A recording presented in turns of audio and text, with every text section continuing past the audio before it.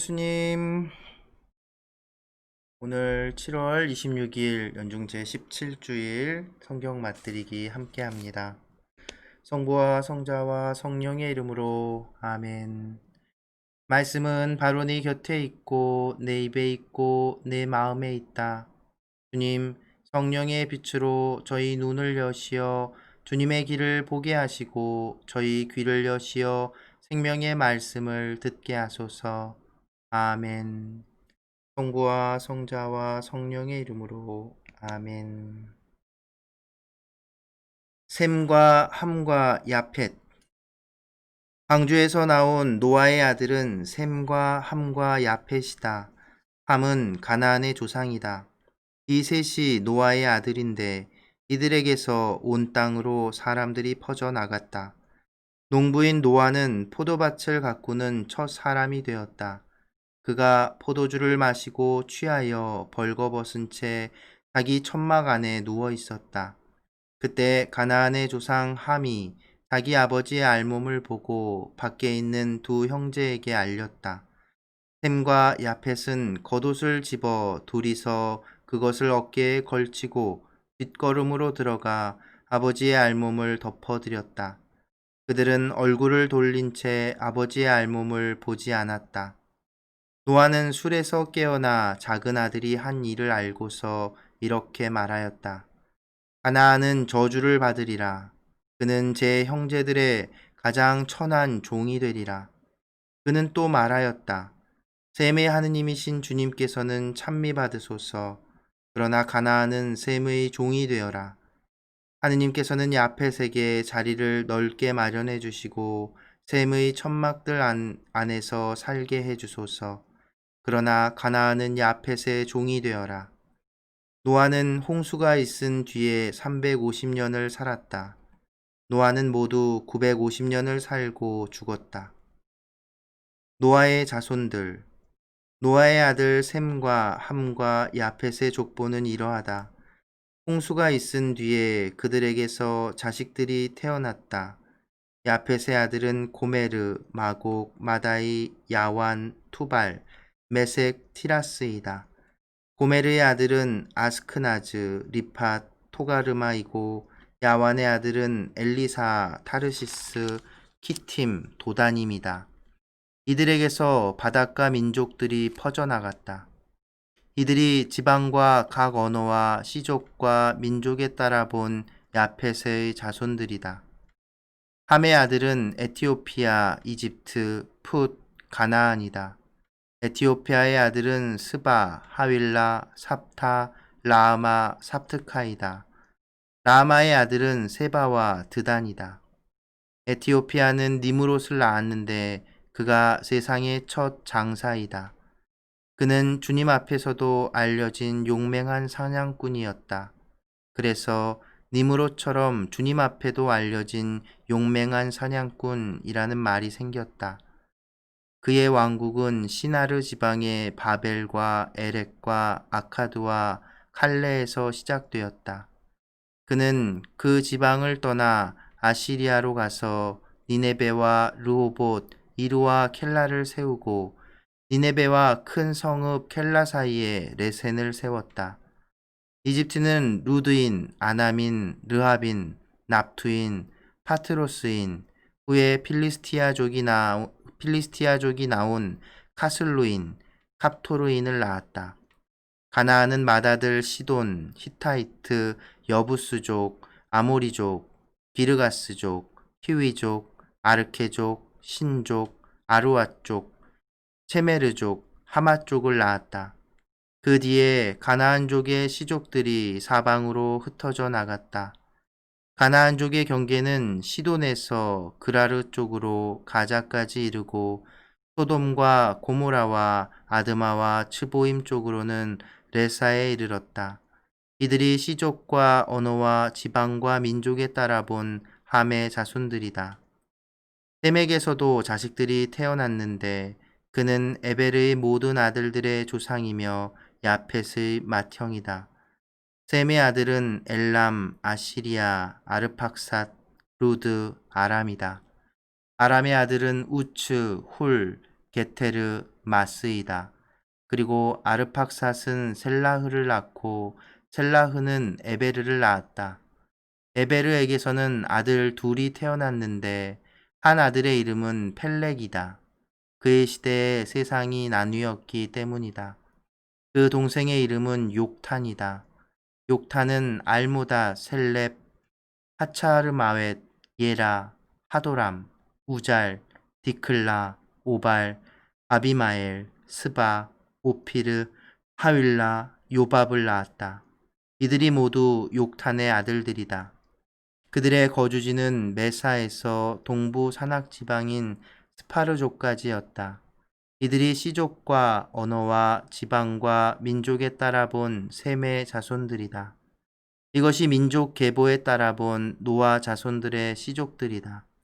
홍수가 있은 뒤에 이들에게서 민족들이 세상으로 갈라져 나갔다. 성부와 성자와 성령의 이름으로 아멘.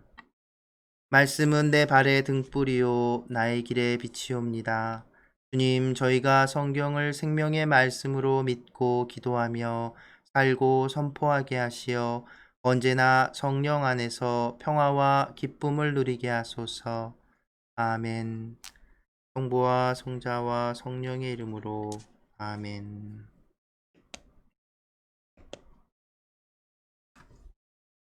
삼위 예수님, 네, 오늘 이제 창세기 9장 그리고 10장을 이렇게 읽었는데요. 오늘 읽은 부분은 좀 뭐라고 그래야 할까요? 왜 이런 내용이 성경에 있지 싶은 그런 내용입니다. 일단은 노아의 자손들에 관한 이제 어떤 족보 같은 것이 나오는데요.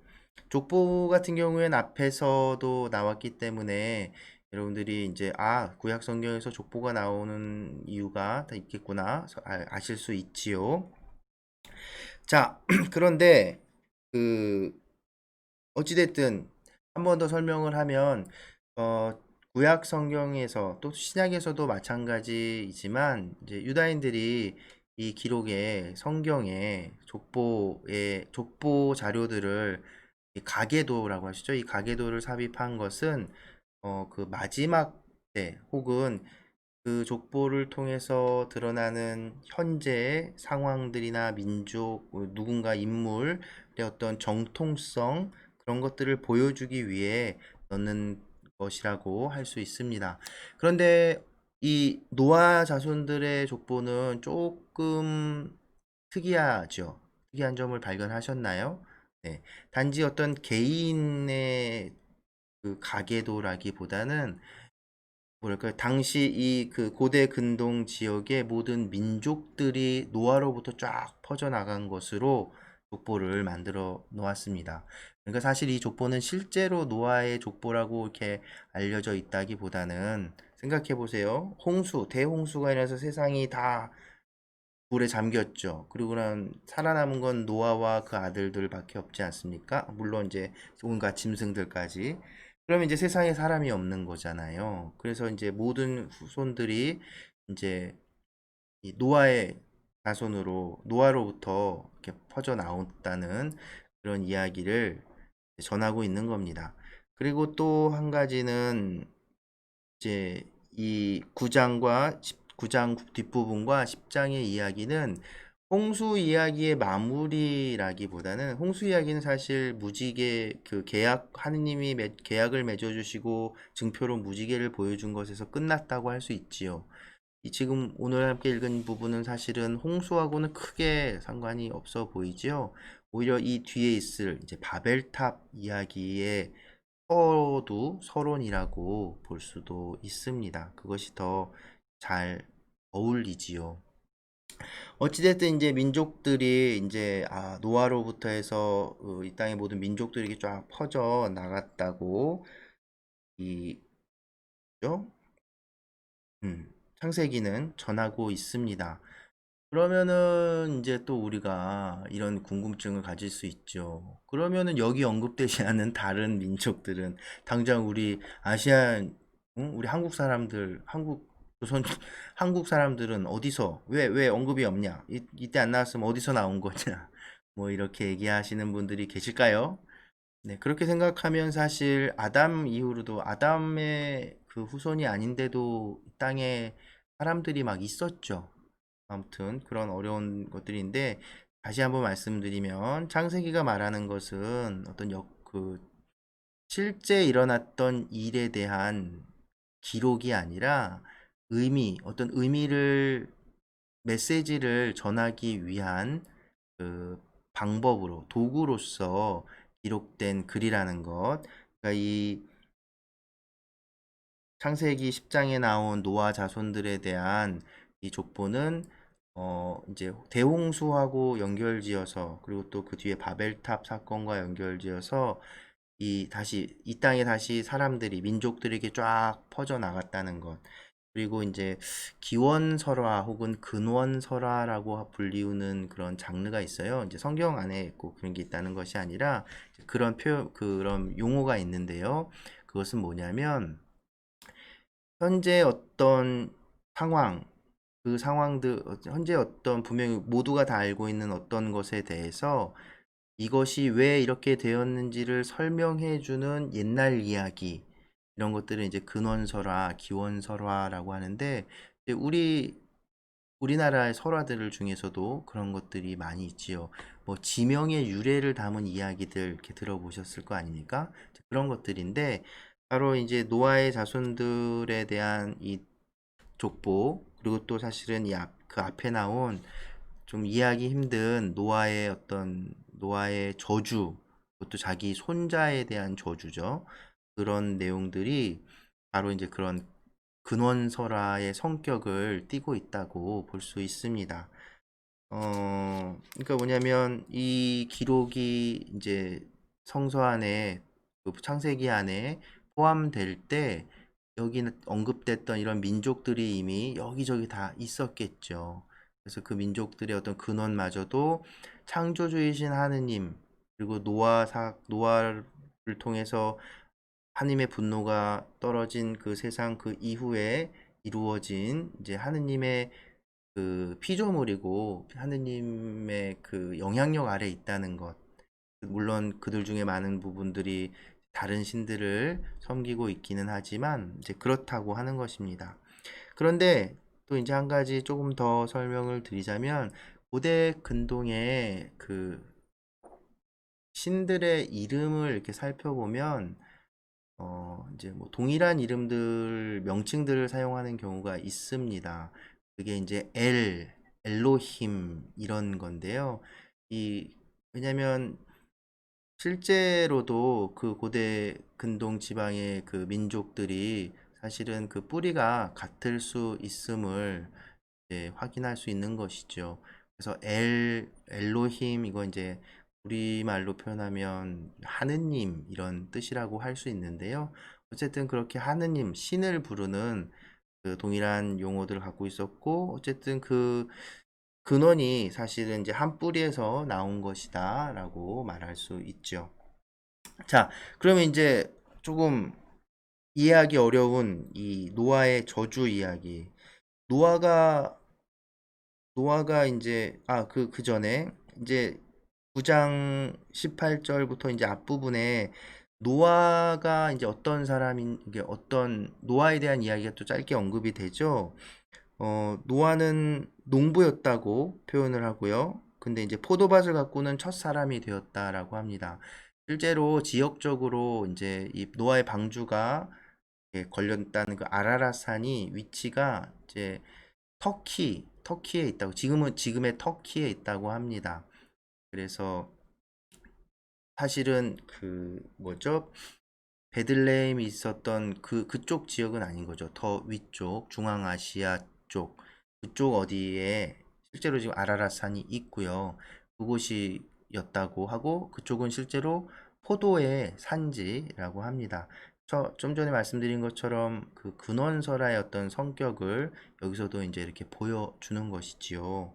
그래서 어쨌든 이 노아는 그래서 포도밭을 가꾸는 첫 사람이었다고 이렇게 설명이 되고, 그리고 또 한 가지 이제 의미를 이제 더 들어가 보면 이제 포도라고 하는 것이 아담은 이제 아담 후에인 카인은 이제 뭐죠? 곡식을 키우는 농부였잖아요. 근데 이제 노아가 포도를 가꿨다라고 하는 그 말은 이 포도 하면 이제 포도를 가지고 포도주를 만들고 포도주로 이제 축제를 이렇게 벌이게 되는 이런 어떤 도식이 있어서 어떤 문화의 문화를 만들어낸 시초의 어떤 그런 표현도 담고 있다고 설명하는 학자들도 있습니다. 어찌됐든 상식처럼 그 정도 이렇게 알아두시면 좋을 것 같고요.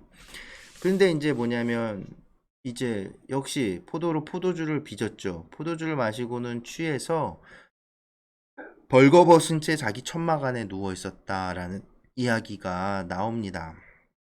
그런데 이게 왜 문제가 되냐 하면 일단 유대인들에게 이 벌거벗었다는 건 굉장히 수치스러운 겁니다. 부끄러운 일이에요. 특히나 자식들이 부모의 벌거벗은 몸을 보는 건 정말 불경한 거고 치욕을 안겨주는 일이라고 생각을 했습니다. 창세기 천지창조 이야기, 아담의 이야기를 돌이켜보면 그 원죄 이야기를 돌이켜보면 의미와 그런 것들을 알 수 있죠. 그 선악과를 따먹고 아담과 하와가 어떻게 됐죠? 그 자신들이 벌거벗은 것을 알고 부끄러워했다라고 하지 않습니까? 그러니까 생각을 해보면 원래 하나님께서 창조하신 본래 모습은 그 벌거벗어도 부끄럽지 않은 그 자체로 선이라고 할 수 있는 그런 존재인데 이제 원죄 얘기하면서 들은 것처럼 우리 인간 안에 그 원죄라고 할 수 있는 악이 들어선 거죠. 그러면서 이제 우리는 벌거벗은 걸 부끄럽게 여기고 어떤 수치로 생각하게 되는 그런 어떤 그 연장선상 안에 있다고 볼 수 있습니다. 또 어찌됐든 그래서 아브라함은 본인 자신이 뭐 무슨 잘못을 한 건 아니에요. 벌거벗은 채로 자기 천막 안에서 있었거든요. 그런데 그럼 이제 함이 잘못한 건 뭐냐? 일단은 아버지 알몸을 보았다는 것. 그런데 거기서 끝나지 않고 밖에 나가서 형제들에게 알렸다는 것. 이거는 이제 굉장히 단순하게 표현되어 있지만 유대인 학자들도 그렇고 랍비들도 그렇고 학자들이 이제 이해하기로는 이것은 이제 뭐냐면 이제 떠벌렸다는 거예요. 아버지의 수치스러운 모습을 이렇게 막 전했다라고 하는 것이죠. 그래서 이제 아버지에게 정말 모욕과 수치를 안겼다는 그 굉장히 큰 잘못을 한 것. 우리 기준에는 이 뭘 저런 걸 가지고 이렇게 생각할 수 있지만, 예, 유대인들의 문화 안에서는 굉장히 큰 죄고 잘못이라는 것, 그것을 염두에 두면 좋겠고요. 그래서 이제 노아가 막 저주를 퍼붓는 겁니다. 근데 그 함에게 안 하고 가나안이면 함의 아들이니까 자손이 아들이니까 노아에겐 손주죠. 어떻게 손주를 애들에게 노예가 되라고 뭐 이런 표현들을 할 수 있을까? 이해가 안 되죠.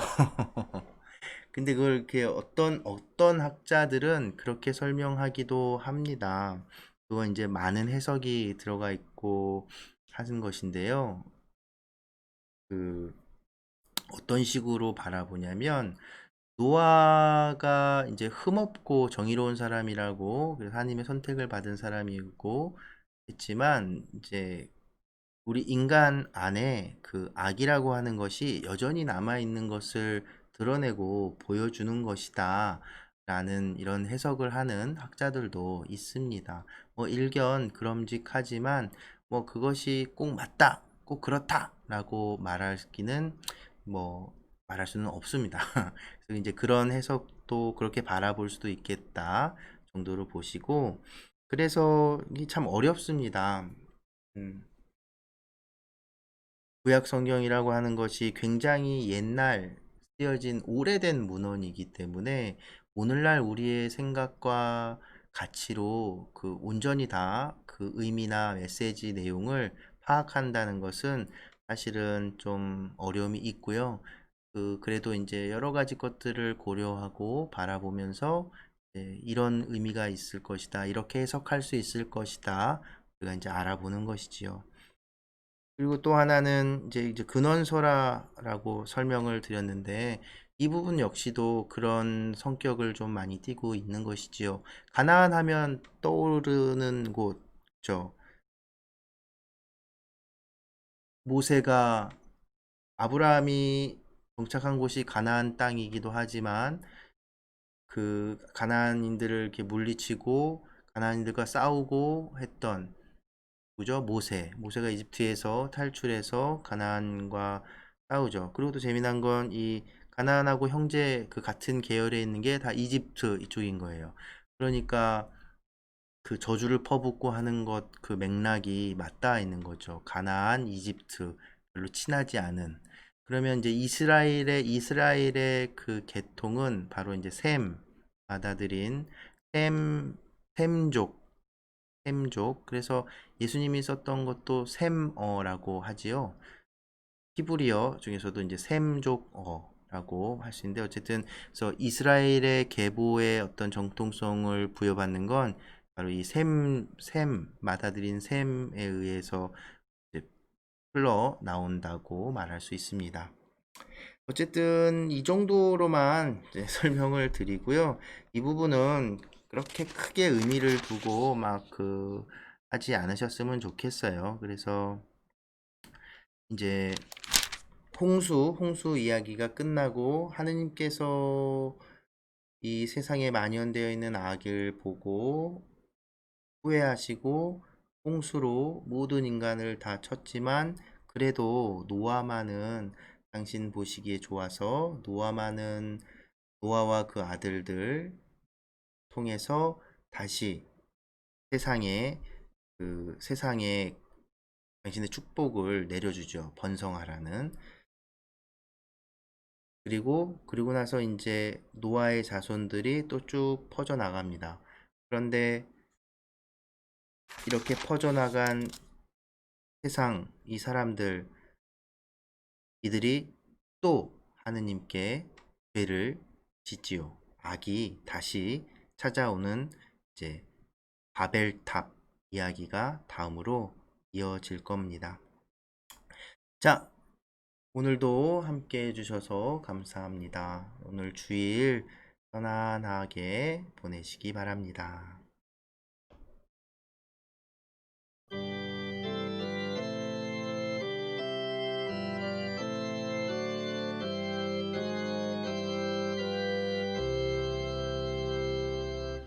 하느님 자비하시니 나를 불쌍히 여기소서. 애련함이 크시오니 내 죄를 없이 하소서. 내 잘못 씻어주시고 내 허물 없애주소서.